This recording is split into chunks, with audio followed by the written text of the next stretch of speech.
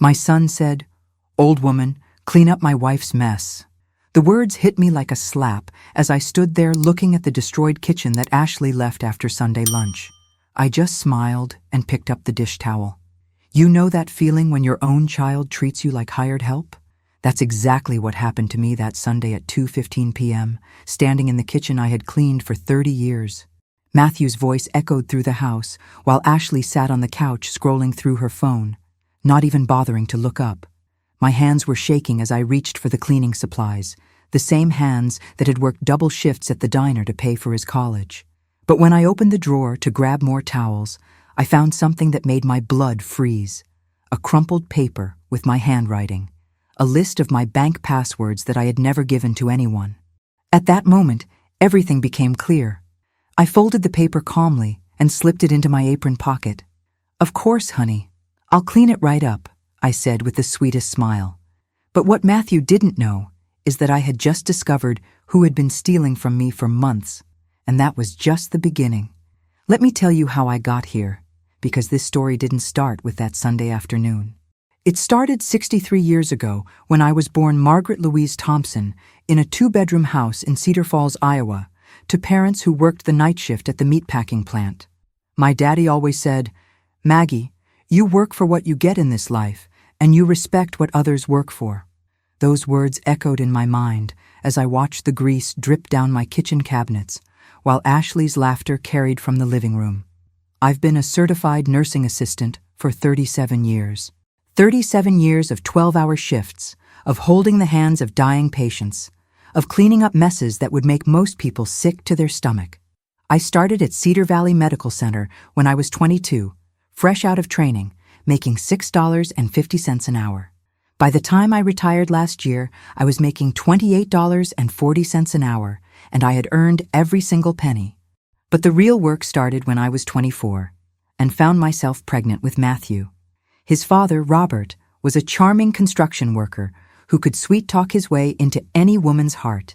He had these green eyes that sparkled when he laughed, and hands that were always warm when he held mine. We met at Murphy's Bar on a Friday night in September. He bought me a beer and told me I had the prettiest smile in Iowa. 3 months later, I was pregnant. 6 weeks after that, he was gone. I still remember the morning he left. I was throwing up in the bathroom. Morning sickness had been hitting me like a freight train every day for 2 weeks. When I came out, wiping my mouth with a washcloth, Robert was sitting on the edge of our bed with his duffel bag packed. "Maggie, I can't do this," he said, not even looking at me. "I'm not ready to be a father. I'm not ready for any of this." I blinked in confusion, my hand instinctively moving to my still flat belly. "What are you saying, Bobby?" "I'm saying I'm leaving. Tonight. I got a job offer in Colorado, construction work, good money. I can send you some cash when I can, but..." He finally looked up at me, and those green eyes that I loved so much were cold as winter ice. "I just can't stay." And that was it. No fight, no tears, no begging. He picked up his bag, kissed my forehead like I was his sister, and walked out. I stood there in my nightgown, listening to his truck rumble to life and fade into the distance. At 24 years old, I was alone with a baby on the way and $437 in my checking account. The next 8 months were the hardest of my life. I worked every extra shift I could get, ate peanut butter sandwiches for dinner, and saved every penny for the baby. My mama helped when she could, bringing me home-cooked meals and her old baby clothes she'd kept in the attic. "A baby's a blessing, Maggie," she'd say, rubbing my growing belly. "This little one's going to bring you more joy than you can imagine." She was right. Matthew Robert Thompson came into this world on March 15th, weighing 7 pounds and 3 ounces, with a full head of dark hair and lungs that could wake the dead. The moment I held him, everything changed. This wasn't just my baby. This was my purpose. This little boy was going to have everything I never had. He was going to go to college. He was going to have opportunities. He was going to know that his mama loved him more than life itself. I named him Matthew because it means gift of God, and that's exactly what he was to me. From the day he was born, it was just us against the world. I worked night shifts so I could be home with him during the day. When he started school, I switched to day shifts so I could help him with homework in the evenings. I packed his lunches with love notes tucked inside, attended every parent-teacher conference, cheered at every Little League game, even when I was dead on my feet from working 16 hours straight. Matthew was a good kid. He said please and thank you, helped me carry groceries, and every Mother's Day from the time he was 6 years old, he'd make me breakfast in bed, usually burnt toast and orange juice with too much pulp, but it was the most delicious meal I ever ate. He called me my queen because I told him once that mamas were the queens of their houses, and he took that to heart. When Matthew turned 16 and wanted a car, I picked up a third job waitressing at Denny's on weekends. When he needed money for senior year activities, I sold my grandmother's wedding ring, the only piece of jewelry I owned that was worth anything. When he got accepted to Iowa State University for engineering, I cried tears of joy in the financial aid office, even though they told us we'd need to cover 80% of the costs ourselves. That's when I made the biggest sacrifice of my life. My mother had left me the family house when she passed, a beautiful Victorian with original hardwood floors and stained glass windows that had been in our family for 3 generations. It was worth $168,000. I sold it, every brick and board of it, to pay for Matthew's education. I moved into a small 2-bedroom rental and watched strangers move into the house where I'd learned to ride a bike, where my mama had taught me to cook, where 3 generations of Thompson women had lived and loved and dreamed. But it was worth it. Every penny was worth it when Matthew graduated summa cum laude with his engineering degree. I sat in that auditorium, wearing my best dress and my mama's pearl earrings, watching my boy walk across that stage, and I knew I'd done right by him. He was going to have the life I'd always dreamed of for him. Matthew got a job at Midwest Engineering Solutions right out of college, making $54,000 a year. He rented a nice apartment across town, called me every Sunday, and took me out to dinner for my birthday. For 5 years, we had the relationship I'd always dreamed of. He was my successful, respectful son, and I was the proud mama who'd raised him right. Then he met Ashley Nicole Patterson.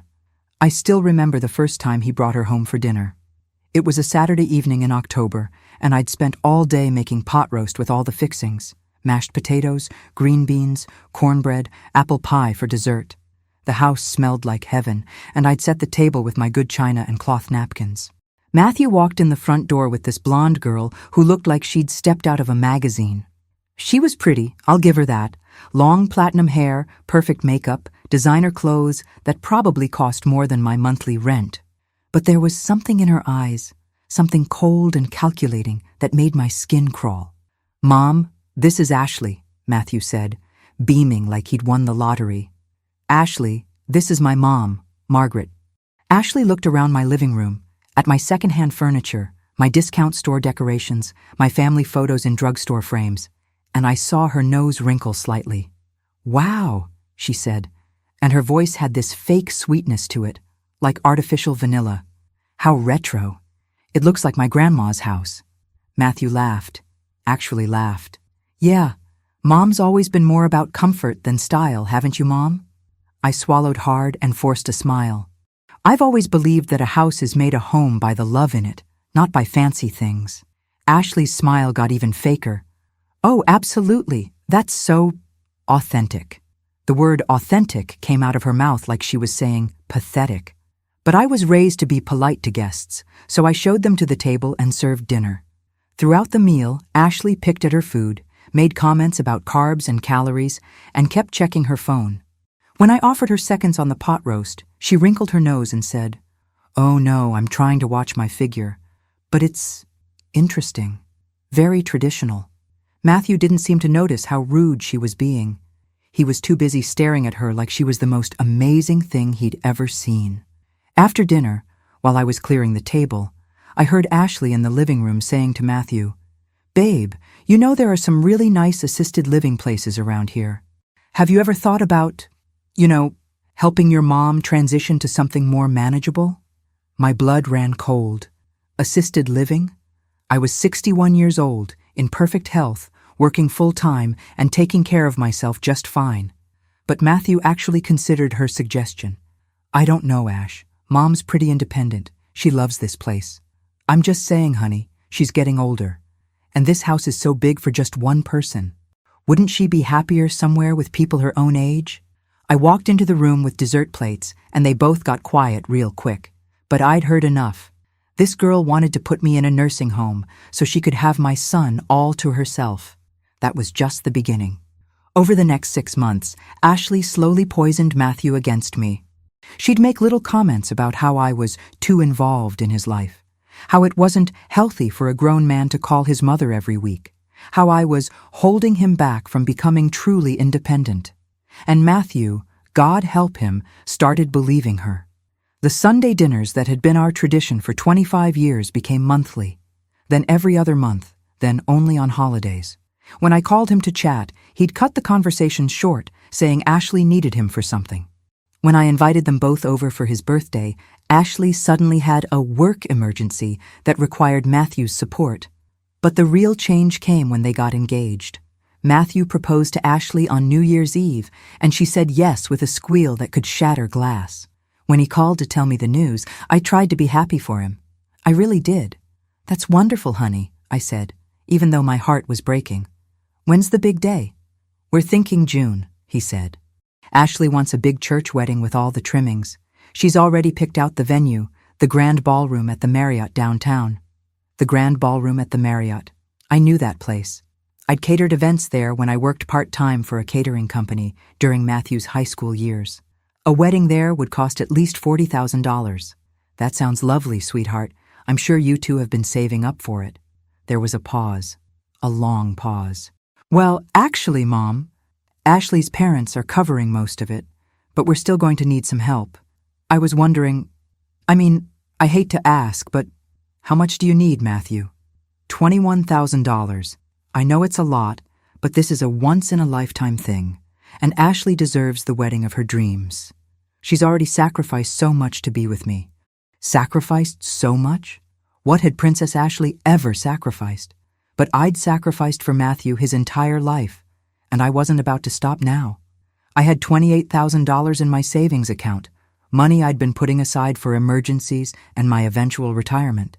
I gave him $21,000 of it, without hesitation. "Of course, honey. Anything for your happiness." The wedding was everything Ashley wanted. White roses, crystal chandeliers, a 7-course dinner, an open bar, and a DJ who probably cost more than my car. I wore my best navy dress and sat in the front row, watching my only child marry a woman who had never once thanked me for helping pay for her fairy tale wedding. During the reception, Ashley's maid of honor gave a speech about how Ashley had elevated Matthew to become the man he was always meant to be. The implication was clear. I had somehow been holding him back all those years. I smiled and clapped and pretended my heart wasn't breaking into a million pieces. After the honeymoon, a 2-week trip to Italy that I'm sure I helped pay for, they moved into a luxury condominium across town. Ashley had found it. Ashley had picked it out. And Ashley needed a $95,000 down payment to make it happen. Matthew called me on a Tuesday evening, his voice nervous and apologetic. "Mom, I need to ask you for another favor. I know I just asked for the wedding money, but this condo is perfect for us. It's in Ashley's price range, and the location is ideal for both our commutes. We just need help with the down payment." $95,000. That was more than I made in 2 years. That was my entire retirement savings, plus the money I'd been putting aside to maybe buy a little house of my own someday. But it was also my son's future, his chance at the American dream with the woman he loved. I took out a loan against my 401k, depleted my savings account, and even borrowed $10,000 from my sister Linda. I gave Matthew the down payment, and he and Ashley moved into their dream home with granite countertops, stainless steel appliances, and a view of the city skyline. Did Ashley thank me? Did she invite me over to see their new place? Did she acknowledge that her luxury lifestyle was built on my life savings? Not once. Instead, she made it clear that I was now an obligation, not a welcome guest. The monthly dinners became whenever convenient. The phone calls became when they had time. The relationship I'd built with my son over 33 years was slowly being eroded by a woman who saw me as nothing more than an ATM with feelings. But I endured it because I loved Matthew. I endured it because I believed that eventually Ashley would see how much I cared about their happiness. I endured it because I thought that if I just kept giving, kept sacrificing, kept proving my love, things would go back to the way they were. That's how I ended up standing in my kitchen every Sunday, cleaning up after a woman who treated me like hired help in my own home. That's how I ended up being called old woman by the son I'd raised to be respectful and kind. That's how I ended up discovering that the people I'd given everything to were stealing from me behind my back. But here's what Ashley and Matthew didn't understand about me. I might be old, but I'm not stupid. I might be generous, but I'm not weak. And I might love unconditionally, but that doesn't mean I'll be a doormat forever.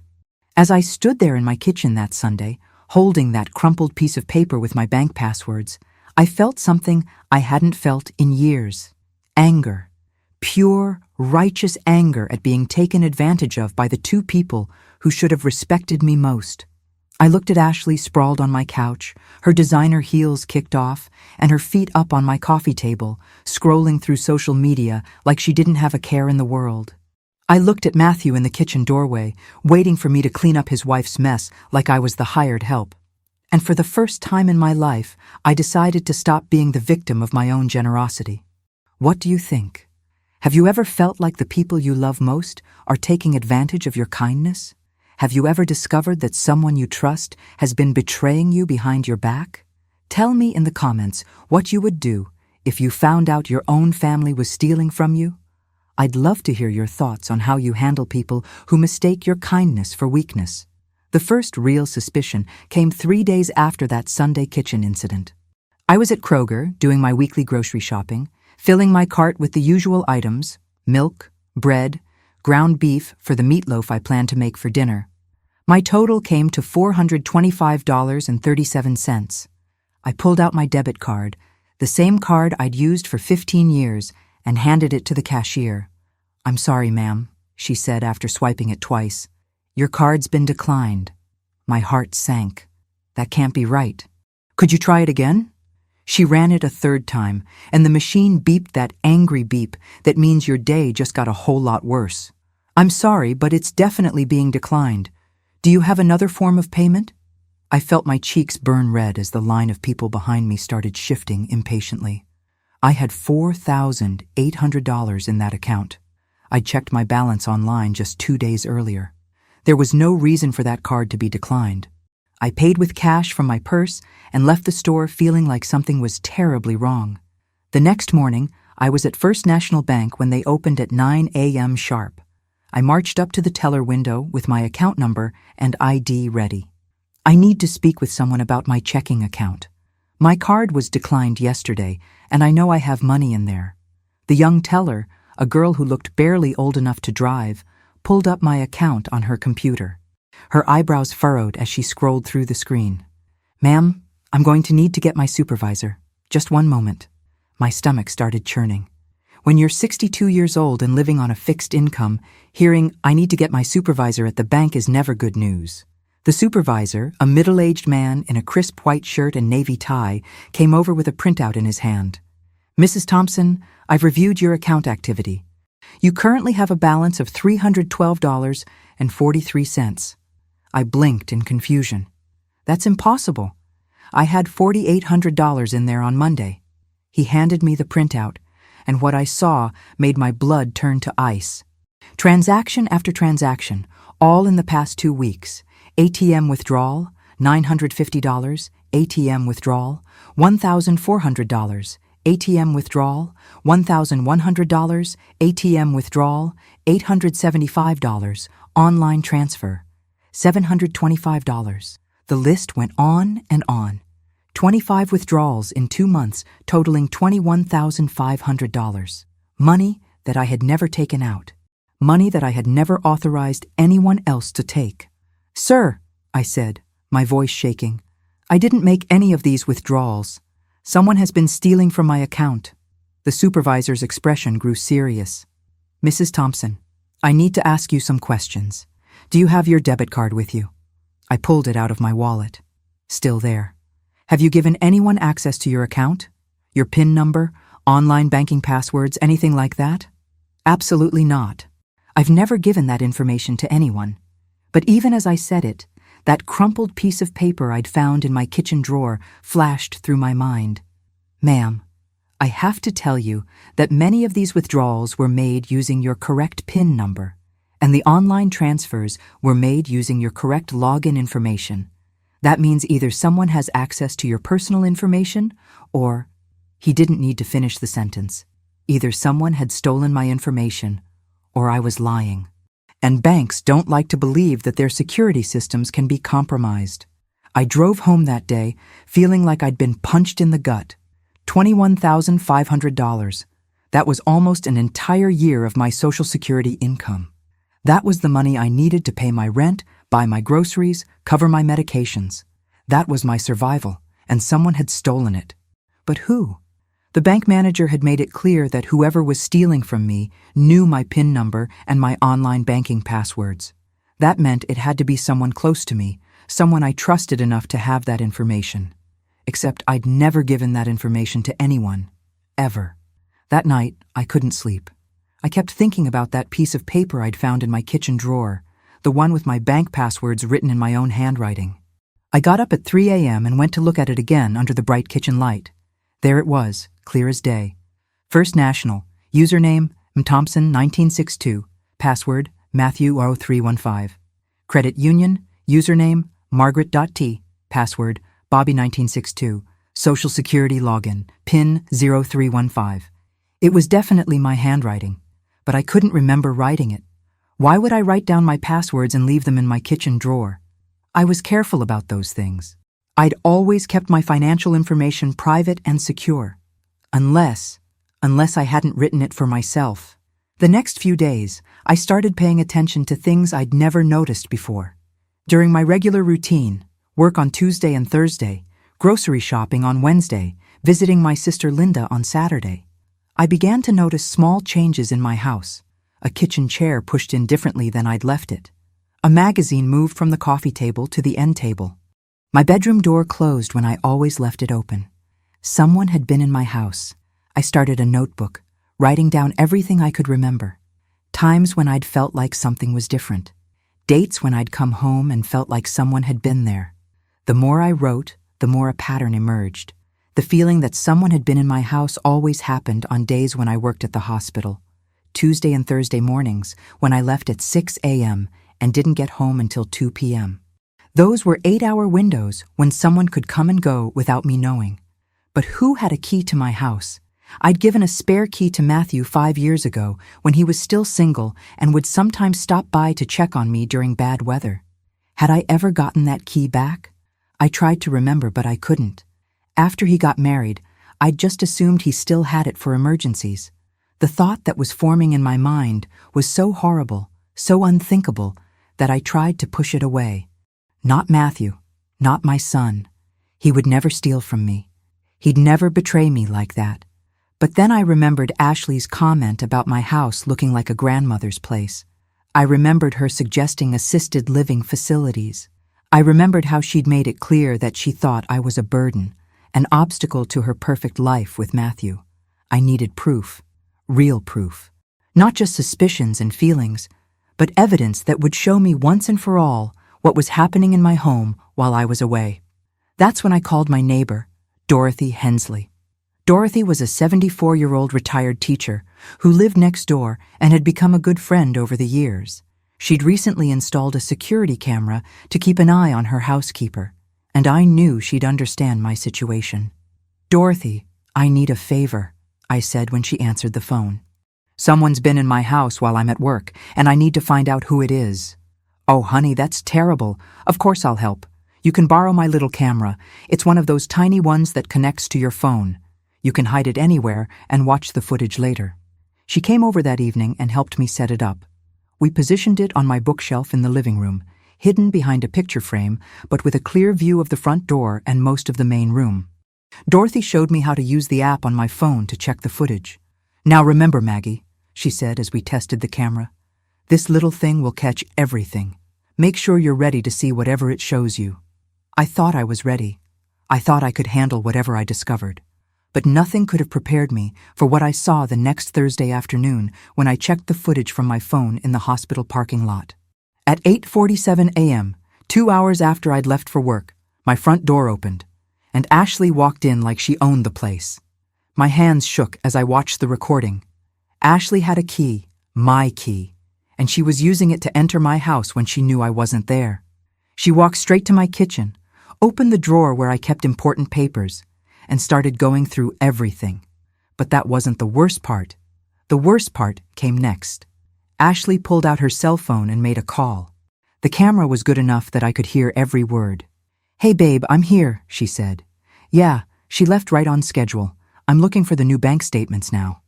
There was a pause while she listened to whoever was on the other end. Then, "Found them.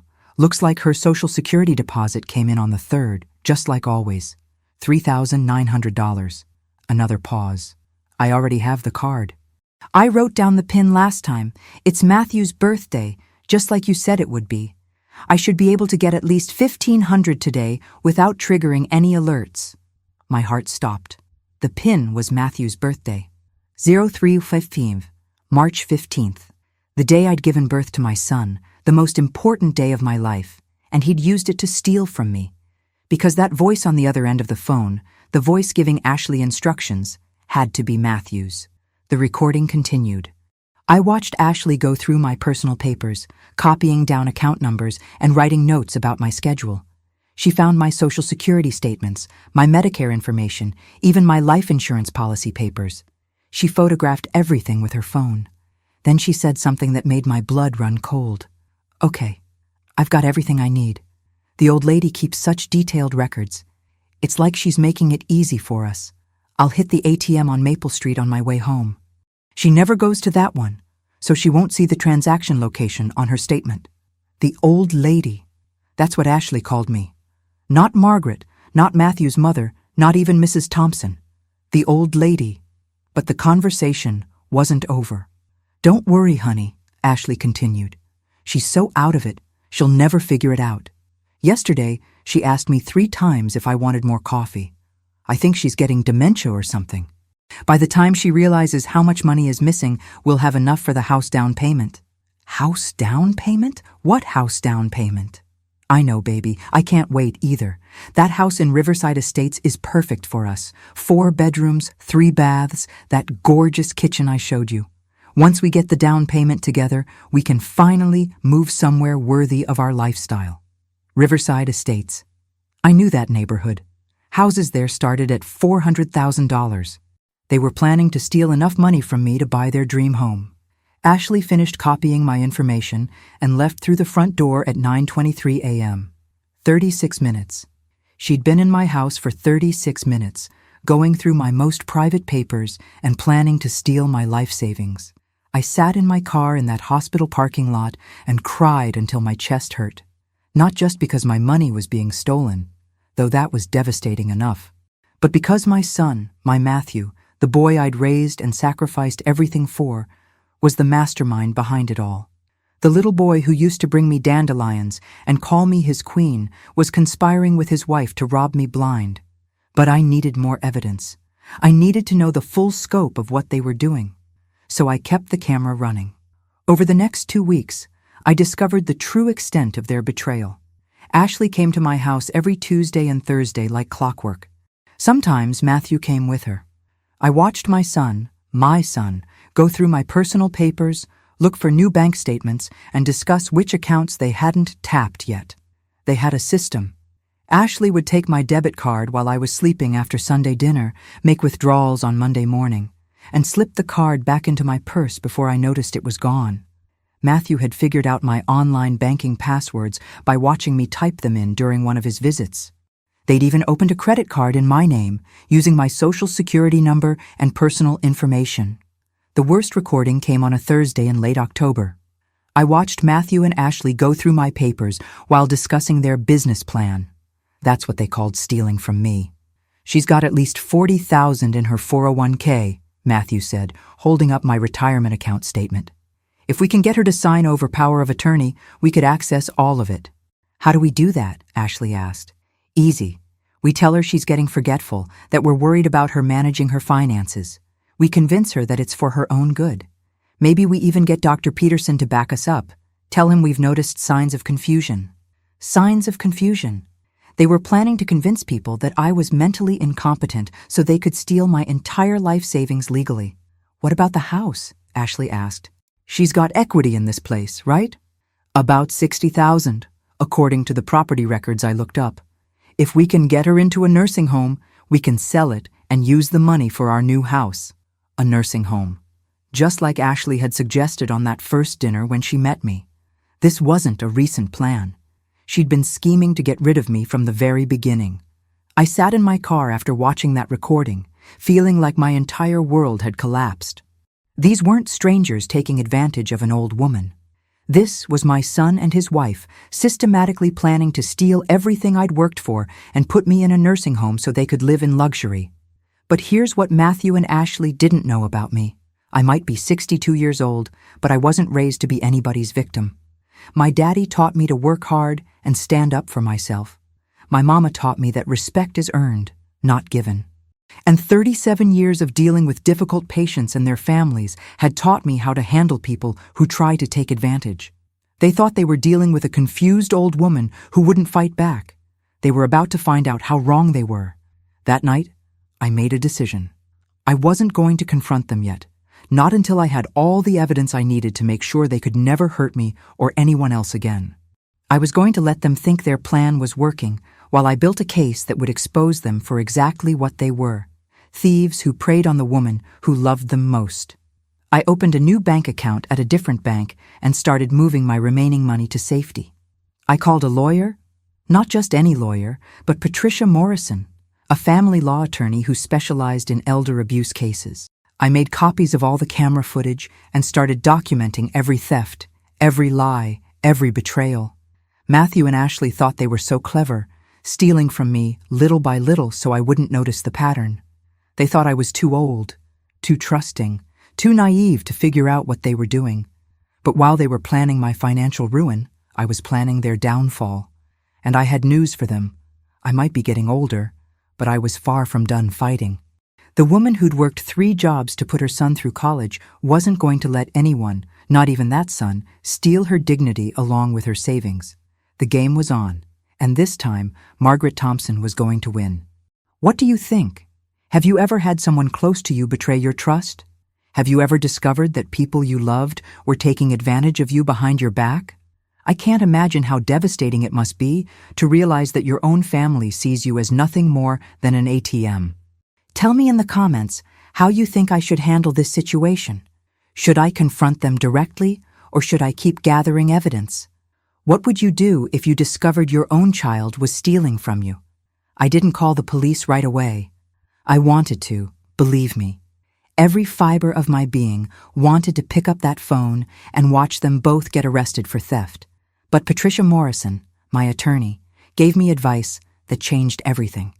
Margaret, she said during our meeting at her downtown office, emotional satisfaction and legal victory are 2 different things.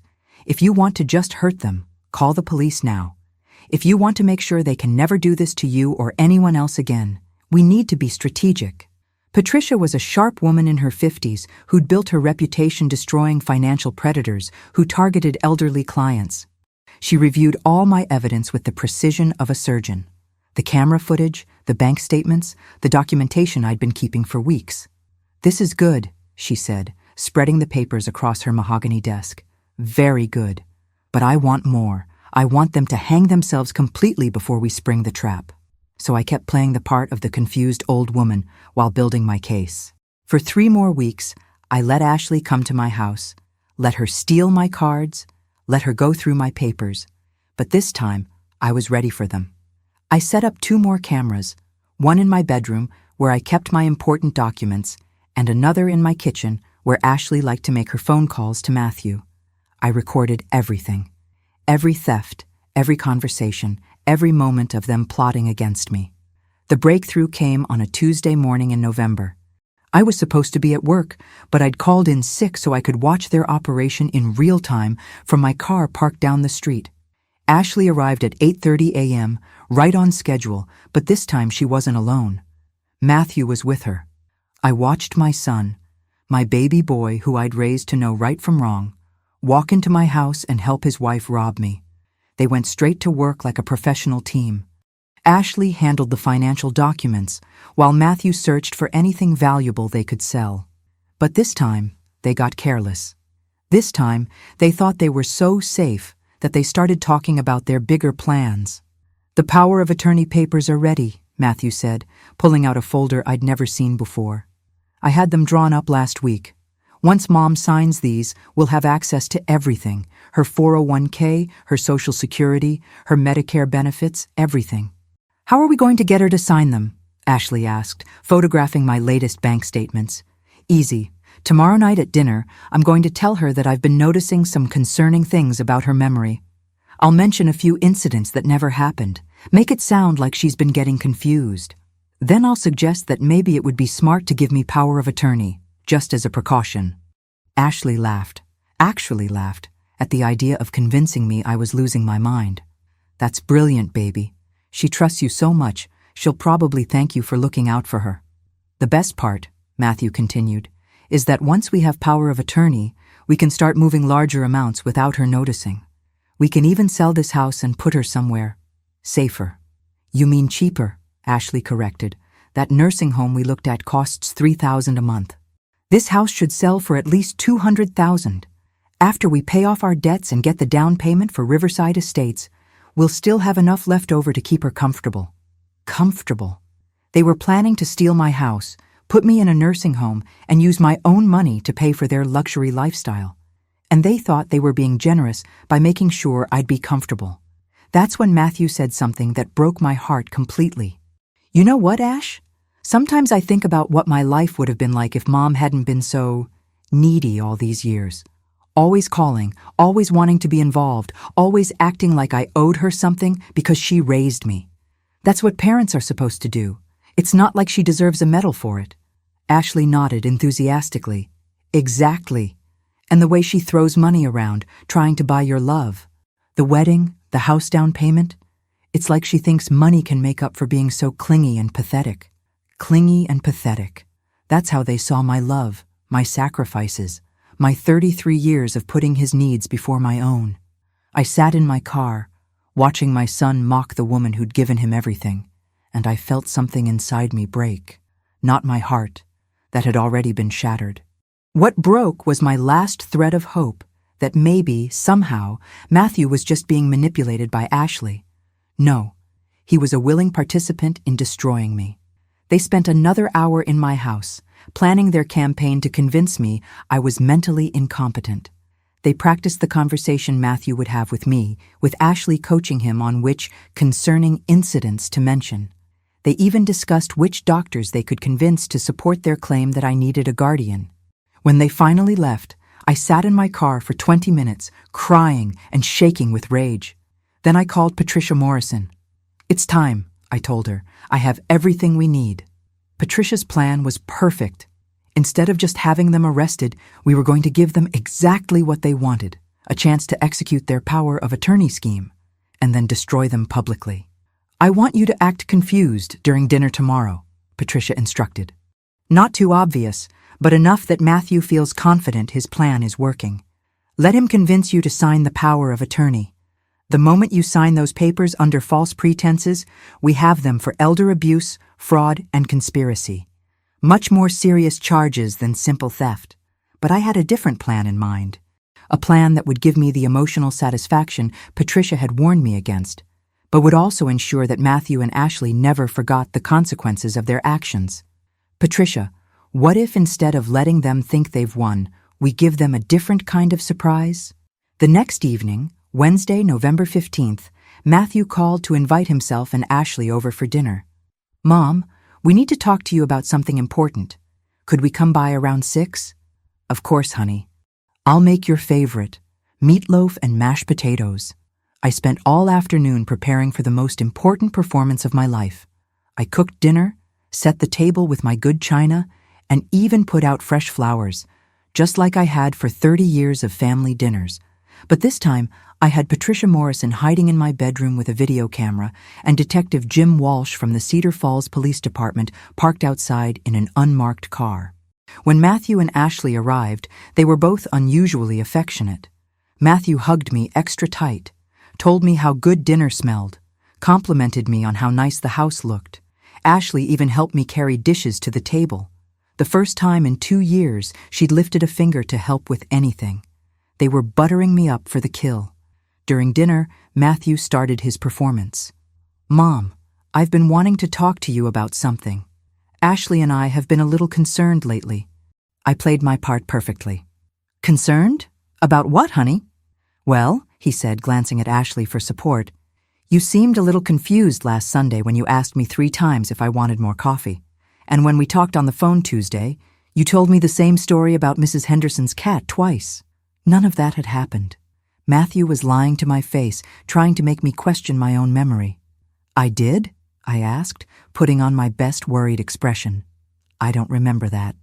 "That's exactly what we're worried about, Mom," Ashley chimed in with fake concern. "Little memory lapses like that can be early signs of, well, you know. Maybe it would be good to see a doctor." Matthew nodded gravely. "In the meantime, Ashley and I were thinking it might be smart to set up some safeguards. You know, just to protect you if anything happens." "What kind of safeguards?" I asked innocently. Matthew pulled out the power of attorney documents. "These papers would give me the legal authority to help manage your finances and make healthcare decisions if you ever become unable to do it yourself. It's just a precaution, Mom. You'd still be in control of everything." I looked at the papers like I was trying to understand them. "I don't know, Matthew. This seems like a big step." "Mom," he said, reaching across the table to pat my hand, "I'm your son. I love you more than anything in the world. I would never do anything to hurt you. This is just about protecting you from people who might try to take advantage of you." The irony was so thick you could cut it with a knife. The person trying to take advantage of me was sitting at my dinner table, holding my hand and telling me he loved me while planning to steal everything I owned. "Well," I said slowly, "if you think it's for the best." I signed the papers. All of them.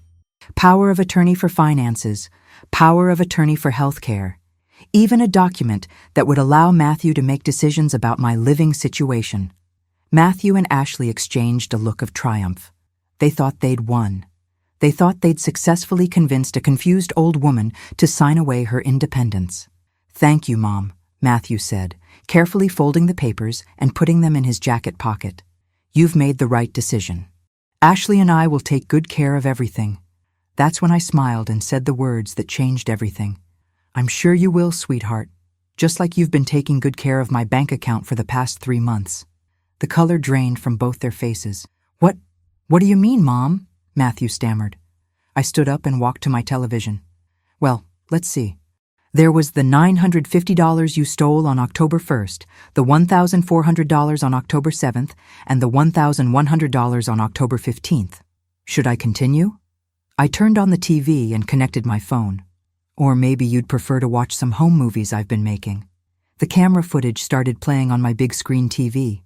There was Ashley, clear as day, walking into my house with a key.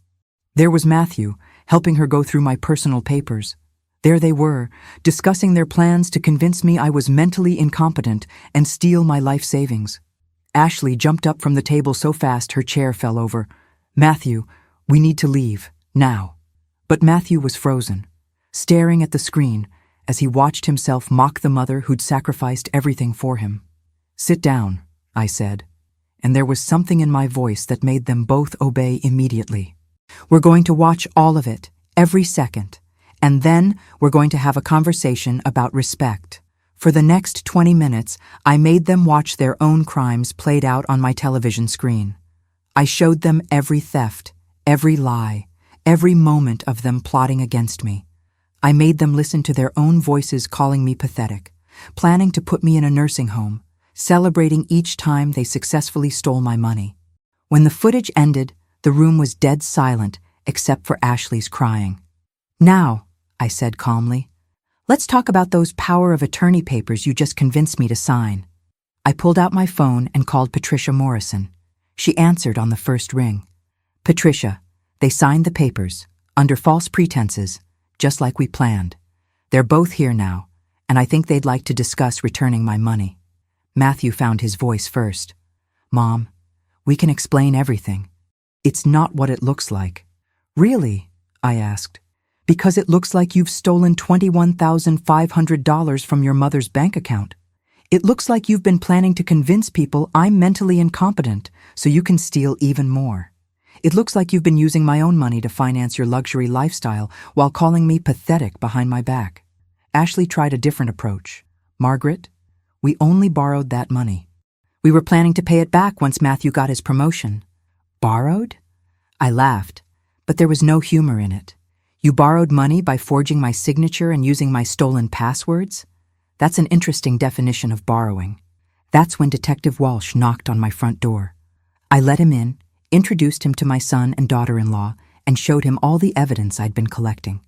Based on what I'm seeing here, Detective Walsh said after reviewing the footage, I have probable cause to arrest both of you for grand theft, elder abuse, fraud, and conspiracy.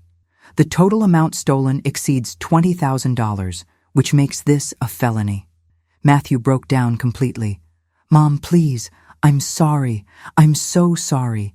Ashley convinced me to do it, but I know that's not an excuse. Please don't let them arrest me. I'll pay back every penny, I swear. You're right, I said. Ashley did convince you. But you know what, Matthew? You're a 33-year-old man. You made your own choices, and you chose to steal from the woman who raised you, who sacrificed everything for you, who loved you unconditionally for your entire life. I turned to Ashley. And you. You walked into my life and systematically destroyed the relationship I spent 33 years building with my son. You turned him against me, convinced him I was a burden, and used his love for you to manipulate him into betraying his own mother. Ashley's tears had turned to anger. You know what, Margaret? You did this to yourself. You made Matthew feel guilty his whole life with your constant sacrificing and martyrdom. You threw money at him to buy his love, and when it didn't work, you became bitter and jealous. We wouldn't have had to take anything if you'd just been a normal mother instead of this clingy, pathetic woman who— Stop! Matthew's voice cut through her rant. Just stop, Ashley. She's right. Everything Mom said is right. We're thieves. I'm a thief. I stole from my own mother. He turned to me with tears streaming down his face. Mom, I know sorry isn't enough. I know I've destroyed everything between us. But I need you to know that this isn't who I really am. This isn't who you raised me to be. I looked at my son, really looked at him, and for a moment I saw glimpses of the little boy who used to bring me dandelions and call me his queen. But I also saw the man who'd called me pathetic, who'd planned to put me in a nursing home, who'd stolen my security to pay for his own luxuries. You're right, Matthew, I said softly. This isn't who I raised you to be. The question is, who are you going to be now? Detective Walsh gave them a choice. They could return every penny they'd stolen within 30 days. Ashley could move out of state and have no further contact with me, and Matthew could enter a court-supervised program for financial crimes. Or they could all go to court and let a judge decide their fate. Matthew chose the first option immediately. Ashley fought it until her own lawyer explained that she was facing 3 to 5 years in prison for elder abuse. But the real reckoning came 3 weeks later when Matthew showed up at my door alone. She's gone, he said when I opened the door. Ashley left yesterday. She said she couldn't live with the shame of everyone knowing what we did. I invited him in, made him coffee, and we sat at my kitchen table like we used to when he was young and had problems to discuss. Mom, he said, I need you to know that Ashley didn't make me do anything. She suggested it, she planned it, but I chose to go along with it. I chose to steal from you. I chose to betray you. And I did it because I was selfish and greedy and stupid. He pulled out a bank check for $21,500. I sold the condo, the car, everything. This is your money, all of it. I took the check, but what I really wanted was something money couldn't buy. Matthew, why? Help me understand how the son I raised could do this to me. He was quiet for a long time, staring at his coffee cup. Because Ashley made me feel like I deserved better than what I had. She convinced me that you were holding me back, that your love came with strings attached. She made me believe that I was entitled to your money because of all the sacrifices you'd made. And what do you believe now? Now I know that everything I had was because you gave it to me. My education, my opportunities, my understanding of what love and sacrifice mean, that all came from you. And instead of being grateful, instead of honoring that gift, I threw it away for a woman who saw both of us as nothing more than meal tickets. We talked for 3 hours that day. Matthew told me about Ashley's other schemes, how she'd been stealing from her employer, how she'd manipulated him into believing that I didn't really love him, how she'd convinced him that my generosity was actually a form of control. She's gone, Mom, for good. I filed for divorce this morning. And what about us? I asked. Where do we go from here? Matthew looked at me with eyes full of regret and something that might have been hope. I don't know if you can ever forgive me. I don't know if you can ever trust me again. But I want to try to earn back the right to be your son. It wasn't easy. Trust, once broken, doesn't heal overnight. But Matthew proved himself through actions, not words. He moved into a modest apartment, took a second job to pay his debts, and came to Sunday dinner every week, not as a guest, but as help. He washed dishes, cleaned the kitchen, and never once complained about the simple meals or the humble surroundings he'd once mocked. More importantly, he listened when I talked about how his betrayal had affected me. He didn't make excuses, didn't ask for forgiveness before he'd earned it, and didn't try to rush the healing process. 6 months later, Ashley was arrested for embezzling $47,000 from her employer. She'd been using the same tactics on them that she'd used on me, stealing small amounts over time, hoping no one would notice the pattern. She was convicted and sentenced to 3 years in prison. As for Matthew and me, we're rebuilding our relationship slowly. He still comes to Sunday dinner, still helps with the cleaning, still calls me every Wednesday just to check in. But now when he says, "I love you, Mom," I believe him. Not because I'm naive or desperate, but because he's proven that his love is backed up by respect. The money is safe now. I moved it all to a new bank and set up safeguards to protect against future theft. But more than that, my dignity is intact. I'm not a victim anymore. I'm not the pathetic old woman who gets taken advantage of by people who claim to love her. I'm Margaret Thompson. I'm a woman who worked for 37 years, raised a son on her own, and survived the ultimate betrayal from the person she loved most. I'm a woman who fought back, who refused to be anyone's victim, and who reclaimed her power when it mattered most. Ashley thought she was smarter than me because she was younger and prettier and more sophisticated. Matthew thought he was entitled to my money because he was my son. They both learned that age doesn't equal weakness, that generosity doesn't equal stupidity, and that love without respect isn't really love at all. Today, I wake up every morning in my own house, with my money in my own accounts, making my own decisions about my own life. I'm not rich, but I'm independent. I'm not young, but I'm strong. And most importantly, I'm not anyone's victim. They thought that because I was old, I wouldn't fight back. They discovered that sometimes the people you underestimate are the ones who surprise you the most. Respect isn't something you can steal. It's something you have to earn. And dignity isn't something anyone can take away from you unless you let them.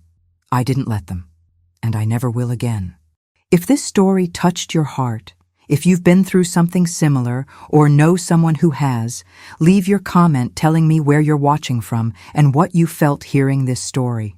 Share this video with someone who needs to know that it's never too late to stand up for yourself and reclaim your dignity. Give it a thumbs up, subscribe to the channel for more real stories of people who found the strength to change their lives, and click now on the story appearing on your screen. Because every story of betrayal can transform into a story of empowerment when you refuse to stay a victim.